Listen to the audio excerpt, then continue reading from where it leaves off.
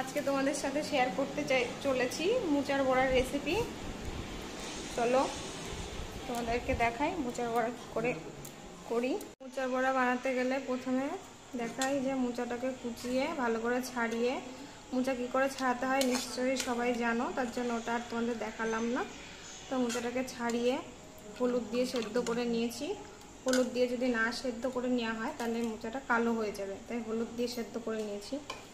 তো এই বাটিতে কিছুটা বেসন নিয়ে নিয়েছি। তো এবার এই মোচাটাকে আমি এখান থেকে চিপে তুলে নেব। জল নেব না, চিপে নেব, কারণ জল নিলে আমার ইয়েটা ঠিকঠাক হবে না, তখন বড়া করতে গিয়ে বড়াটা হবে না।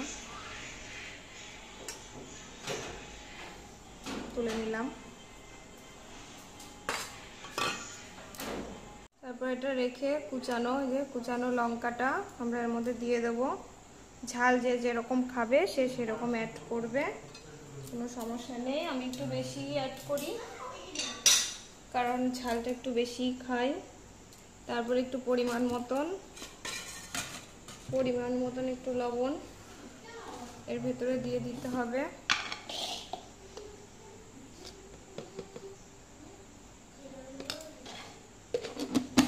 তারপরে এটাকে মেখে নিতে হবে। দেখাই,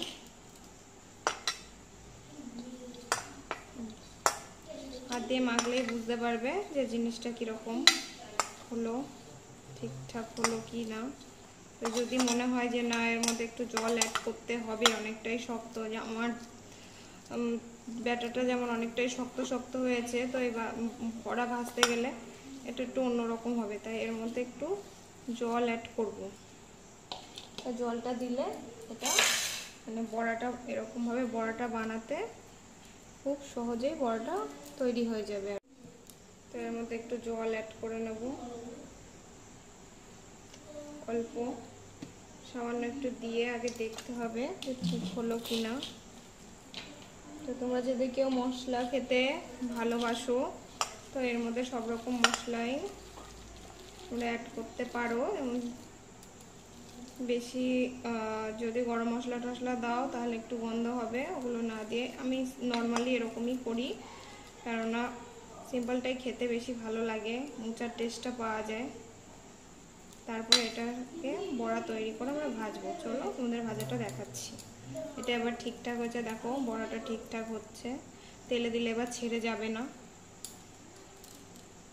দেখো কড়াই আমি তেল বসিয়ে দিয়েছি বড়াটা ভাজার জন্য।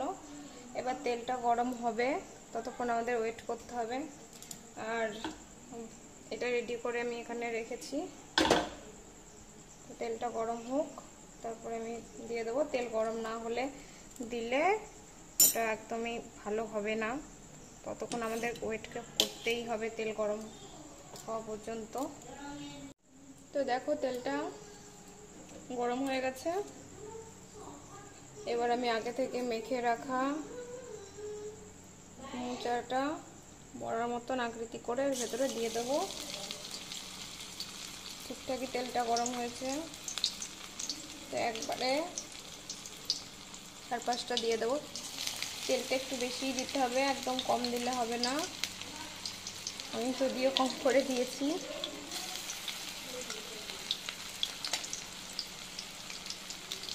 দেখো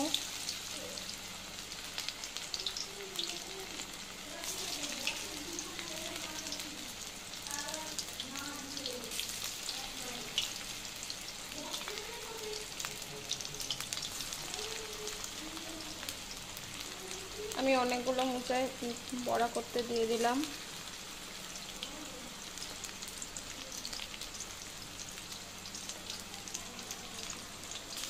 এবার আমাদের ওয়েট করতে হবে ভাজাটা হওয়ার জন্য। যখন একটুখানি ওয়েট করব, 2-4 মিনিট ওয়েট করার পরে নিচের পিঠটা যখন অর্ধেক ভাজা হয়ে যাবে তখন আমি এটাকে উল্টিয়ে দেব।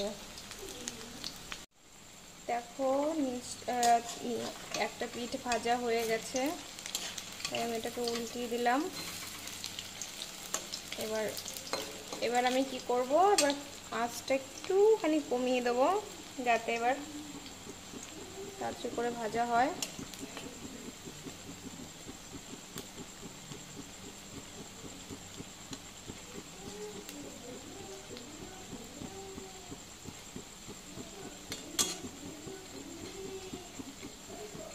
আঁচ কমিয়ে একটু ভেজে নেব আরও 2-3 মিনিট, তাহলে জিনিসটা খেতে কচকচে হবে।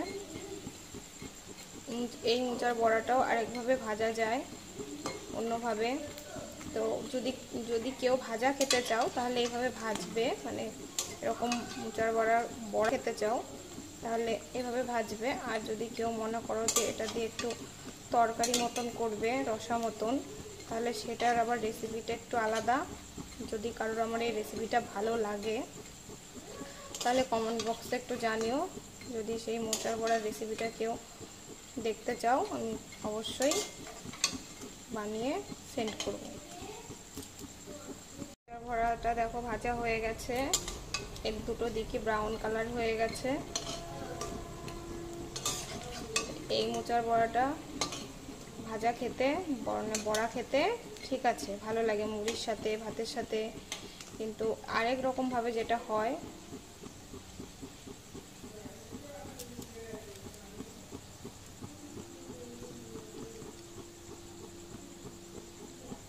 মোচার বড়াটা ভাজা হয়ে গেছে, দেখো দেখতেই পাচ্ছ ব্রাউন কালার হয়ে গেছে।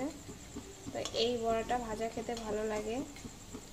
তো আরেক রকম ভাবে যেটা হয় সেটা দিয়ে তরকারি করে একটু রসা মতন করে খেতে ভালো লাগে। সেটার রেসিপিটা একটু আলাদা, সের মধ্যে আরও এক্সট্রা কিছু অ্যাড করতে হয়। সেটা যদি কেউ দেখতে চাও কমেন্ট বক্সে প্লিজ জানিও।